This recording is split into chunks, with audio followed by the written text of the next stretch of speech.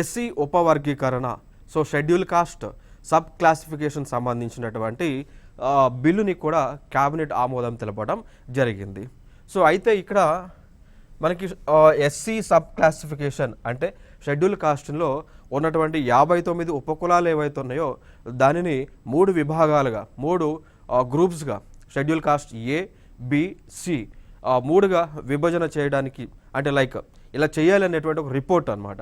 So like justice Shamim Akhtar commission ఇచ్చినటువంటి రిపోర్ట్ని కూడా వీరు ప్రభుత్వము క్యాబినెట్ ఆమోదం తెలపడం జరిగింది. ఇది క్లియర్ కదా. సో ఎస్సీ ఉపవర్గీకరణ షెడ్యూల్ కాస్ట్ సబ్ క్లాసిఫికేషన్ సంబంధించి ఏ కమిటీని ఏ కమిషన్ని ప్రభుత్వం వేసింది అన్నప్పుడు జస్టిస్ షమీమి అఖ్తర్ కమిషన్ని ఏర్పాటు చేయడం జరిగింది.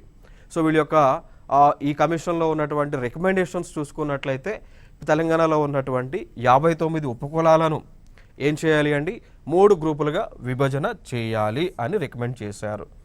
దాంతోపాటు ఈ షెడ్యూల్ కాస్ట్కి ఇచ్చేటువంటి 15% రిజర్వేషన్ ఏదైతే ఉందో దాన్ని కూడా ఈ విధంగా విభజన చేయాలి అని పెట్టడం జరిగింది. షెడ్యూల్ కాస్ట్ ఏలో ఏకి 1% రిజర్వేషన్, షెడ్యూల్ కాస్ట్ బికి 9% రిజర్వేషన్ ఇవ్వాలి అని, షెడ్యూల్ కాస్ట్ సికి 5% రిజర్వేషన్ని ఇవ్వాలి అనేటువంటి ఈ విధంగా మనకి షమీమ్ అఖ్తర్ కమిషన్ రికమెండేషన్స్ చేయడం జరిగింది.